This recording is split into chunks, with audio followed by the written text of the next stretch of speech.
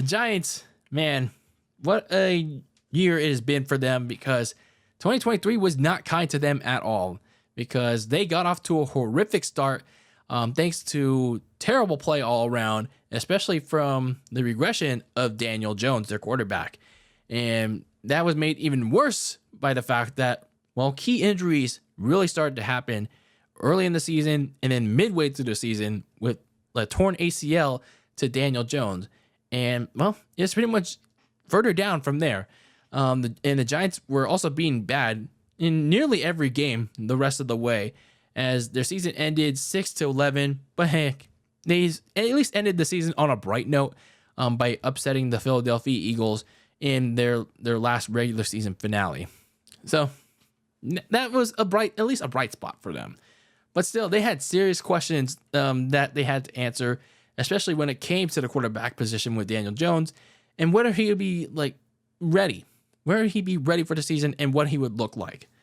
So looking at some of the things that they did this past offseason, they traded to help out their defense. They traded for the likes of Panthers edge rusher Brian Burns. So Brian Burns, who was a little bit unsure if he wanted to play under the franchise tag with Carolina, he was traded to the New York Giants and was also given a big back contract by New York in return for this year's 2nd and 5th round picks. So he should be a big help to help out Dexter Lawrence and that Giants kind of lackluster defensive line. So it's definitely a big help for them. And then they also made a little bit of a coaching change for Brian Dable's staff. Replacing Wink Martindale as defensive coordinator is Shane Bowen in that same role. Now, Shane Bowen comes in from the Tennessee Titans, who last served as their defensive coordinator. So his scheme will be a little bit different. He's not the bull rush type kind of coach, but he's more of let's play it out. Let's wait and see how this plays out. So it'll be interesting to see how that works out for that Giants pass rush that just added a quality pass rusher. And then offensively, they lost tight end Darren Waller to retirement, which was, I don't know, I think when I remember correctly, when I last saw that news, he was doing a lot of interesting off the field stuff. I think he was making a rap album, from what I remember correctly. And then he was more focused on music than actually doing on-field work. I don't know. It was interesting how that worked out. But yeah, there's one thing that they had to address in the offseason, finding Darren Waller's replacement. So anyway, when you look at the Giants and what they need to do for 2024, they want to be somewhat competitive with Daniel Jones because, well, it's been down since their last playoff appearance in 2022. So looking at some of the moves that they made this past offseason, it was a little bit interesting when you look at it, because they lost some key players on both sides of the ball, especially offensively. They let Saquon Barkley go to a division rival. They let him go to the Eagles. What the hell? They seriously didn't want to sign him? Wow. That's rough. That's really rough. And then they also let safety Xavier McKinney go to the Packers. A key player on their defense is now up north, which is also a curious choice, but I guess they didn't want to pay him. And then they also let edge rusher A'Shawn Robinson go to the Panthers. So to try and counter all this, they added running back Devin Singletary from the Texans. And then they tried to beef up their offensive line, which was horrific, and they really need to address that by getting guard Jermaine Elamunor from the Raiders, who was decent. Guard John Runyan from the Packers, if I'm pronouncing that correctly. And then just in the case of emergency situation, they added a backup quarterback by the name of Drew Lock from the Seahawks. Now, in terms of the draft, some of the key names that they got in this draft were receiver Malik Nabers from LSU, who was a big target name for Jaden Daniels during their time together there, and should be a good downfield threat. Finally, a downfield threat for Daniel Jones this coming season. But we'll talk more about that. Why I question it a little bit in a little bit. And then some other notable names was tight end Theo Johnson from Penn State, who should serve as the replacement for Darren Waller, and then running back Tyrone Tracy from Purdue. So when you look at the Giants offseason and how that translates into 2024, the only thing I could say is that, yeah, this is going to be largely dependent on Daniel Jones again.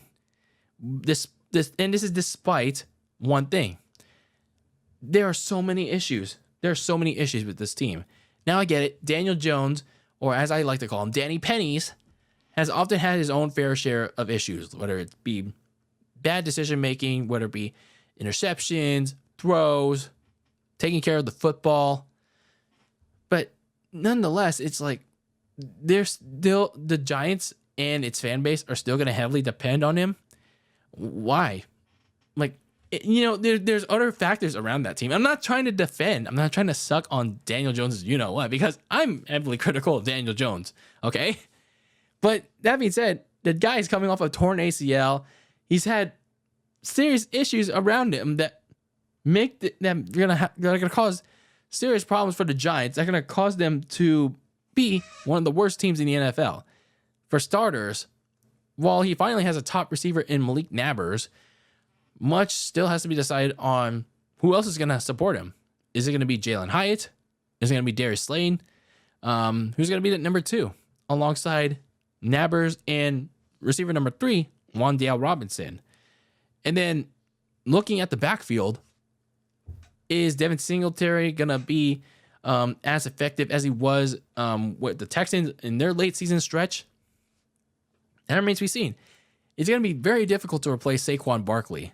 The key engine core to that offense, the glue that held the offense together. And then last but not least, the offensive line. I feel like the offensive line, despite getting a decent guard in Illuminor, and then from the Packers, Ruin Yan, I'm sorry if I'm mispronouncing that again.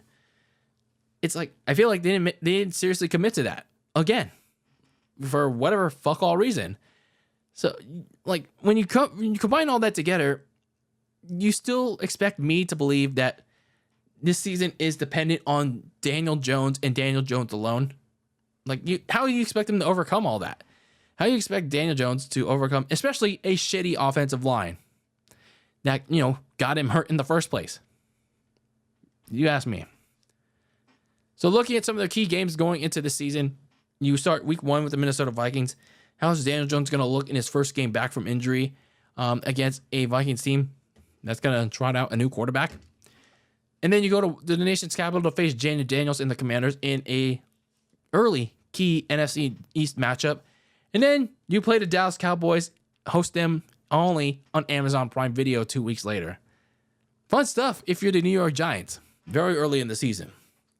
So when you look at them in 2024, I do ask, how much regret are they having about, giving Daniel Jones this big fat contract extension?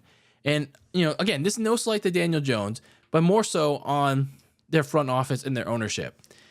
Because, especially when you consider that Saquon, yes, he has his own injury history, but he brings more to the table than Jones. Again, not Daniel Jones' fault, but I mean, his own flaw sometimes rear its own ugly head, but more so the players around him, the supporting cast around him.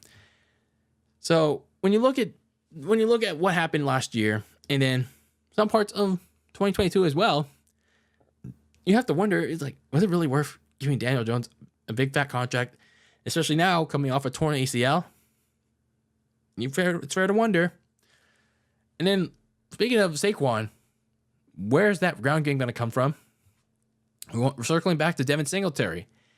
He's had a strong second half surge in the Texans' push for the AFC South title last year.